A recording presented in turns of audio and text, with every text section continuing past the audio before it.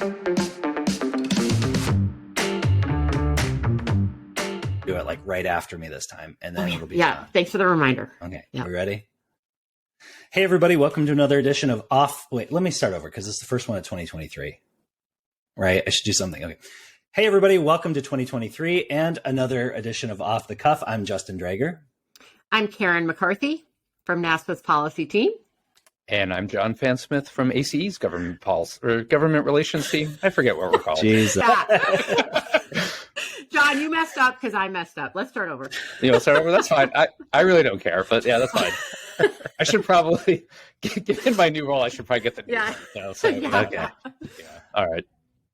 Hugh, I want you to run that, okay? And then we'll just rerun the second one. Okay. It's a segment I like to call Fun with FAFSA. Are there other F words we could use with FAFSA? And maybe Maria could get that Wheel of Fortune yell out, fun with FAFSA. Yeah. So the president put out his budget. I mean, it's always important to remind people that fundamentally the president's budget is mostly meaningless, right? Every year. Well, that's a good segue to keep people tuned in. So keep going. There's a budget. That's why I put the FAFSA next. Right. Yeah. keep people listening once they get past my whatever. We need to work on your sales pitch. Go ahead. Thanks. I'm curious what kind of kid you guys were. Like, were you a crazy kid? Were you like the weird kid? Someone called into the radio show and said, I was the kid who used to play and like hang out in a cemetery. So I was that kid. You were a cemetery kid? I was a creepy kid, apparently. So my parents tell me, I'm the oldest, so they just had one kid. So, two parents, one kid, they were paying a lot of attention. And they said, like, I used to, when we would walk by the cemetery and I'd be like, there's my house. And my mom used to really not like it. You said that the cemetery was your house. It was my house. And she said it got even weirder because there's like a cemetery, like within walking distance of my house. And so, not next door, a mile away, but they would walk by it. And for some reason I was like, that's my house. And my mom's like, it got weirder. She says they would be like out and about and I'd be like in the back seat. And I would be like, there's my house. And they'd start looking around. And then like around the bend, there was a cemetery. And they were like, how did she know? So that's interesting. Yeah. All right. What did you just say, Rachel? I want to hear what you just said. I said that our wonderful colleague, Megan Koval, texted the three of us, Karen, Justin, and I, once and was like, I don't know exactly what she said. Like, I love the video of you all from Off the Cuff on Instagram. And Karen was like, what? Like, I didn't know that was on the internet anywhere. Karen, are you not a subscriber to NASPA's Instagram? I am not. No, I don't have Are Instagram. You on Instagram? No. Haven't you ever heard the parental advice that you're supposed to be on all the social media sites that your kids are on? Scott's on Instagram, and he is friends. Scott's on Instagram, and he's a retired school teacher, and he's on. So he has lots he's of time. hipper than you are on. Oh, he's got lots of time. Yeah, that's the excuse. So you're not on NASPA's Instagram. You're not on. You're not on Facebook. I don't buy this for a second. I do have Facebook because I need it for some volunteer stuff that I do. Oh, yeah, la-ti-da. Okay. Virtue signaling. Okay. I was like, I guess I got to get this. Yeah. So you're not on the TikToks? No, Scott does that too. Again, he does TikToks, or he's watching the TikToks? I don't think oh God, I don't even want to know. I'm afraid to ask. For a direct loan, can you hear my dog in the background? Yeah, just a tiny bit. Okay. Let's see if she's going to stop. I know there's people out there, but thanks, Telly. Hello. I have a new title. We've added an Office of National Engagement, which would be great to talk with you guys about sometime. But yes, we've added a new Office of National Engagement, and that's within my unit, so my title has changed to reflect. You are 1,000 times more engaging today than you were last month. I'll just say that right off the bat. Is that part of the title?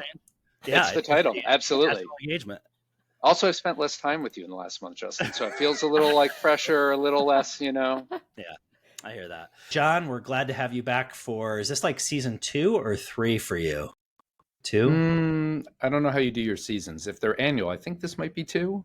Season 2. And John, I'm glad to say your contract's been renewed. We've doubled your pay and tripled all the syndication residuals that year. Tense negotiations, though. I had to threaten to hold out. There was a lot of lot of acrimony in the press. A lot of, frankly, misleading reports. I think you planted, Justin. So I play hardball, but you did. You're going to get 2 mugs this year instead of 1. So congratulations. If it weren't for the goodwill I have towards Karen, who knows? Yes. Oh, thanks, John. Yeah. You know how many times I hear that? This is our first Ask Regs episode of our new off the cuff year. And moving forward, I will be hosting Ask Regs. I don't know if you guys knew that. No. Yeah, look at me. I'm I'm your host now. Welcome back. I hope you guys had a great summer break. It felt like for us, we came off the NASFA conference was at the end of July or end of June, early July. July went by really quickly. And then August, which was supposed to be like the DC rest, just wasn't a rest. Agree. Hard agree. Strong agreement. Jeez, whoa, Karen. I feel like there was a lot in that. I agree. Yeah. Aimed actually at you, Justin. Yeah, I know. I couldn't. It's Very virtual, pointed. but wow. It wasn't. So it's like I've been there a couple times. You can literally like smell the chocolate, right? Oh yeah, it's in the air. It's wonderful. Do you think they do that on purpose, or is that like legit from the factories? I've always wondered that.